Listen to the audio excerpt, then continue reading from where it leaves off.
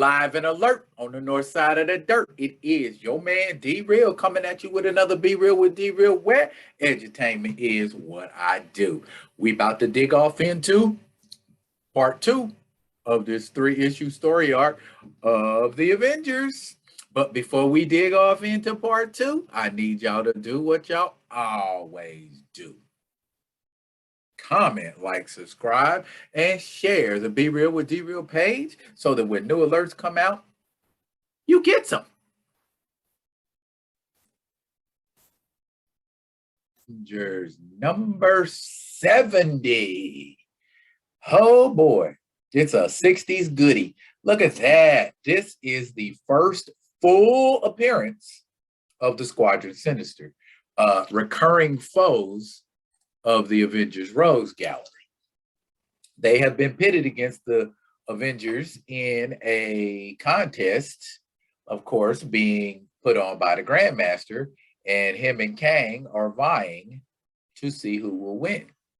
If Kang wins, his lady love Ravonna gets revived. If he loses, him and his entire planet die.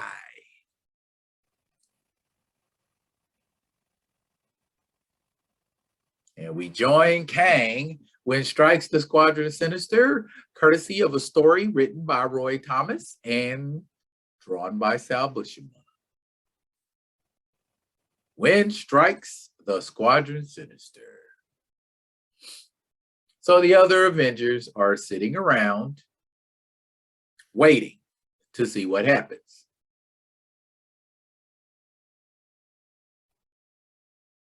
Meanwhile, Kang, being the villain that he is plotting, trying to keep the Grandmaster occupied while his assassins prepare to fire upon the Grandmaster. Boom! Surprise! You're dead.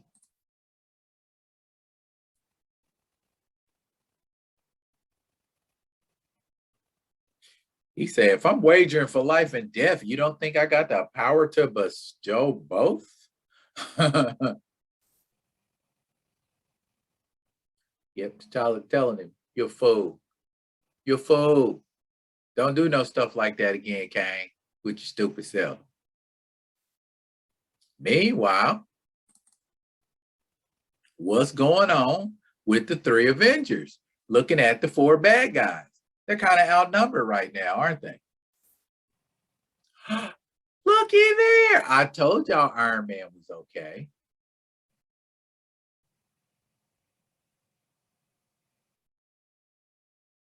We got to fight those guys up on the hill, and it need to be 4 of us because it's 4 of them. I said y'all might think we aliens, you know what I'm saying? But most of us, the majority of us, are Earthmen.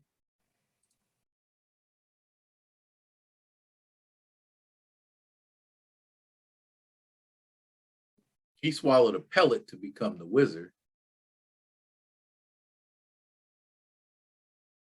See, they call it Hyperion an Earthman.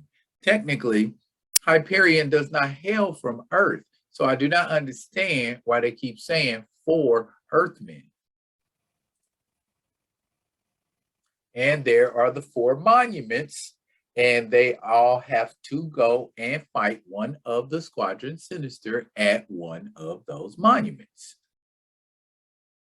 Iron Man's like, I'm off to Taj Mahal. I want some shawarma. And so Thor shall use his hammer to perform one of his very rarely seen powers, and that is of teleportation.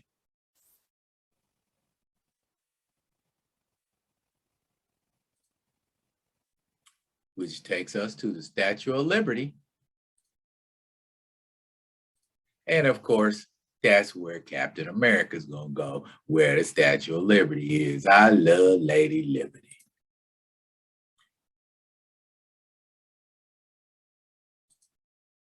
Uh-oh, there's Hawkeye. I mean, not Hawkeye. Why did I call him Hawkeye? Nighthawk, who is watching. Definitely watching. And how does Cap walk into an old school trap like that?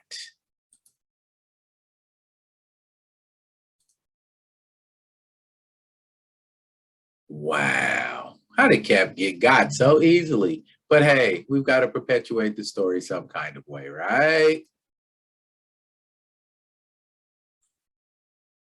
He wakes up and he is under the power of Nighthawk.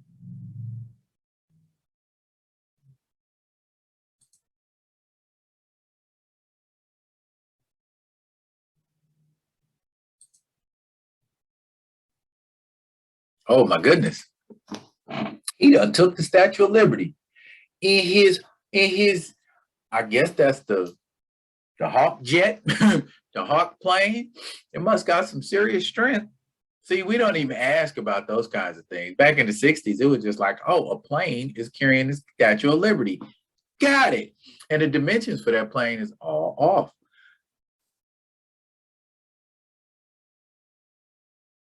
He was Kyle Richmond.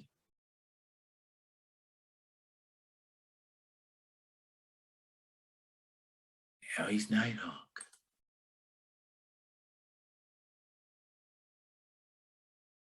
So he just like, whatever, I'm gonna blow it up and I'm gonna win. And even if the Earth dies, the Grandmaster's still gonna take care of me.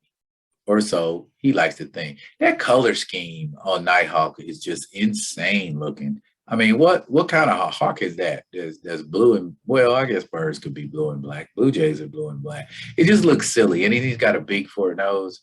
I'm glad they changed his look. I don't know why he thought he was going to hold that out in front of Captain America, and Captain America wasn't going to throw his shield at it. And look at it. It's just big enough to be split by his shield. Oh, you are the man, Mr. Buscema. Oh, look at him. He's athletic. He scurried down that hatch like a pro. Yeah, see, Cap's even making note of it. He opened that hatch and escaped like grease lightning. Dang. So yeah, he's at least as athletic as Cap. He like, here it is. I can open. I can knock it loose manually. Cap like, nuh-uh, you getting these hands. But Nighthawk like, bruh, that might knock the Nazis over, but Nighthawk's a little tougher than some Nazis. Like, I'm gonna finish you off with this pellet. Cap figures it's an explosive, and he was right. His shield took the blunt of the blast and knocked Nighthawk for a loop.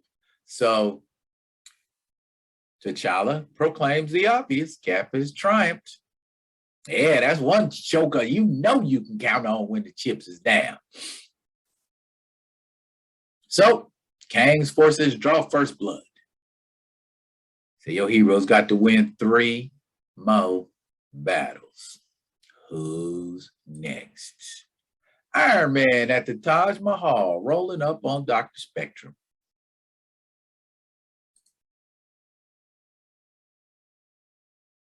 See, the prism has a personality of its own, and that black dialogue is the prism talking to him.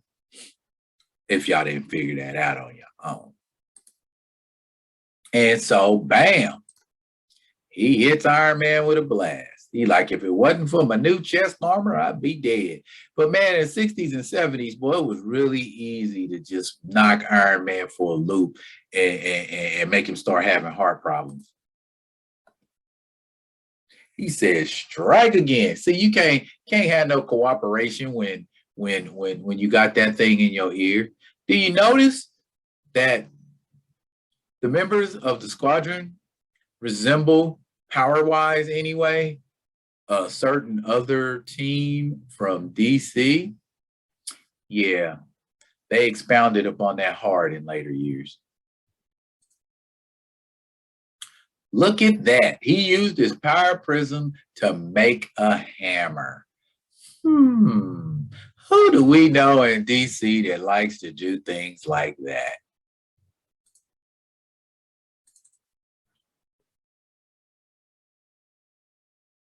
Iron Man hit him with some repulsor rays and they didn't do nothing because nothing gets past his polychromatic shield. That's what he's telling Iron Man.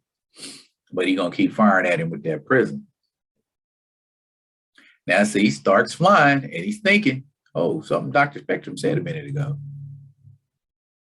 But he's about to vaporize Iron Man. Iron Man, you're done. Finish him, human. Finish him, finish him, finish him, finish him. Wait a minute. Blam. Help me, Prism, help me.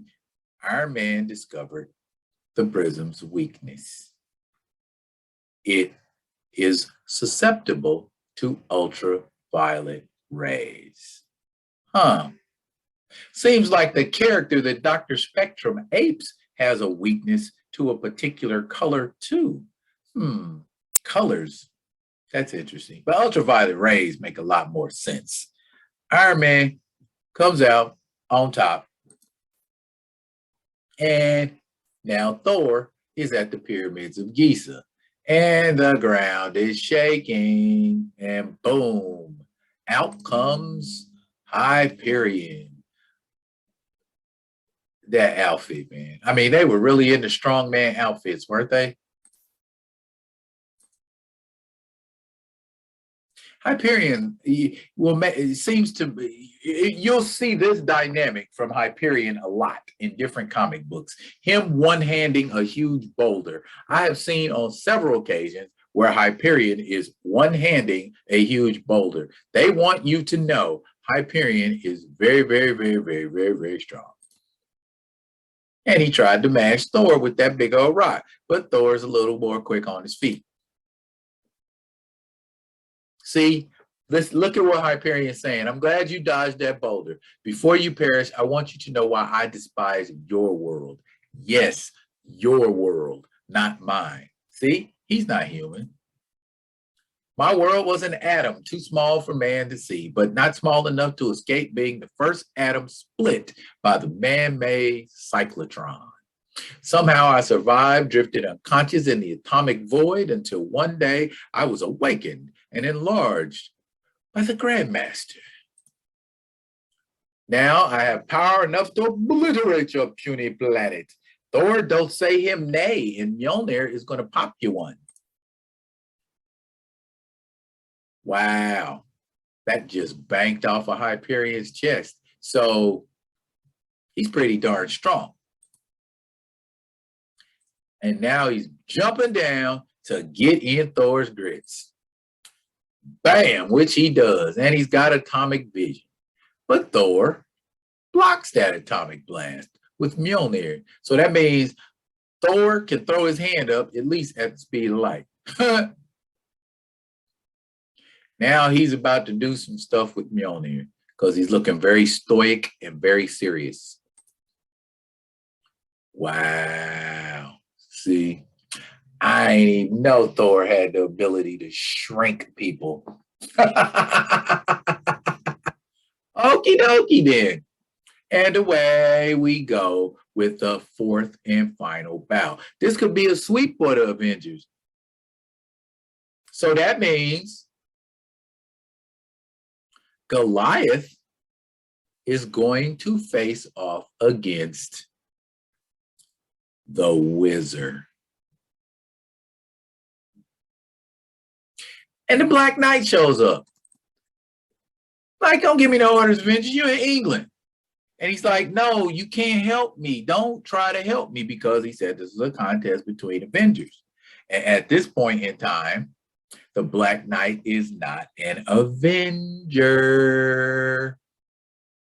He's getting ready to leave, but he sees Big Ben. What's going on with Big Ben? Oh, that must be where he's at. He calls the Black Knight Blackie. That must, yeah, okay. This is the 60s. Let me stop worrying about that. He's like, this is the reason Thor dropped me off of Mariol. Stand clear. Avengers business. Like, nah, this belongs to the Squadron Sinister, and I'm about to whiz on you. Maybe the wizard took his name from an old comic book hero, but what's about to happen to you isn't exactly comical. Oh, he's running around him. Even a mountain can be dismantled stone by stone, and that's exactly what I plan to do to you, big fella. I'll disintegrate you, destroy you by racing around you at cyclone speed. I suppose that could do that. And left him in a cyclone. Wow. Nothing can stop the wondrous wizard. I guess not. Except a smack in the back with the ebony blade. And there he is. Give me that sword before it's too late. No. He grabs the wizard. Can't you see I was playing possum?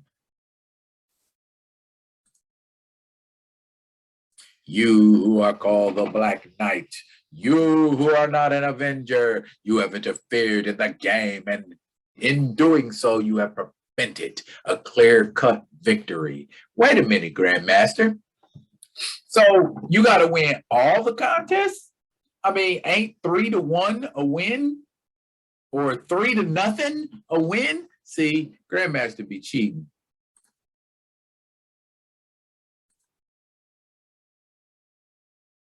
What you wish, Black Knight, don't matter. You may have destroyed the world. I return the players to the future for the second and final phase of the game.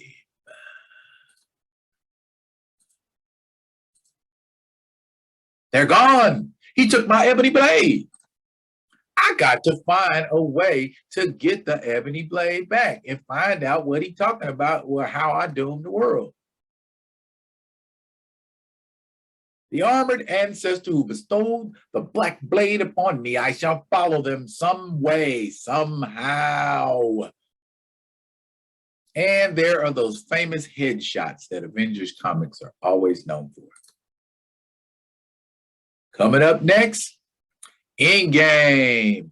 No, not that Endgame. So how has the Black Knight messed up the game? He interfered because he's not an Avenger, at least not at that time. And what is this ominous, mysterious Endgame that the Grandmaster is talking about just getting ready to pop off soon? You want to find out the answers?